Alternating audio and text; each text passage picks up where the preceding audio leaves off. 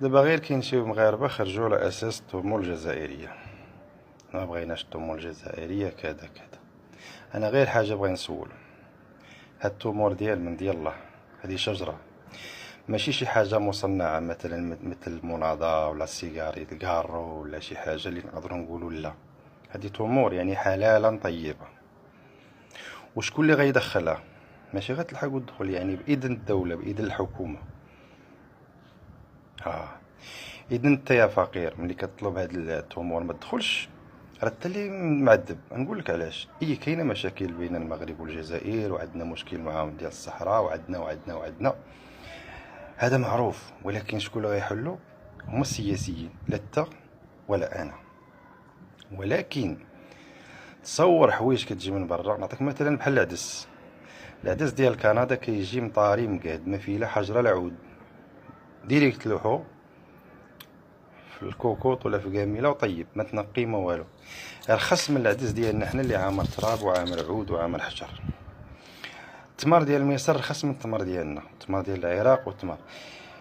يعني انت ملي كطالب هاد الحوايج ما تجيش، راه انت اللي غتعذب. دابا في هذا رمضان غتشعل فيك العافيه ديال البيض ديال الحوت وديال اللحم وديال الخضر وديال الفواكه، وزيد عليها التمور.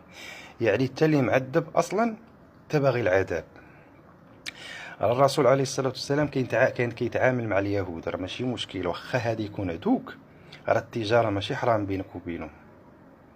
واخا يكون اصلا ما بالك باليهود، ماشي غمسلمين ولا عرب بيناتهم. وكانت لان التجاره جائزه، انت راك كتعامل مع دول اخرى اللي هي مثلا عندها مشكل معك حقا، ولكن التجاره كتبقى حاله خاصه.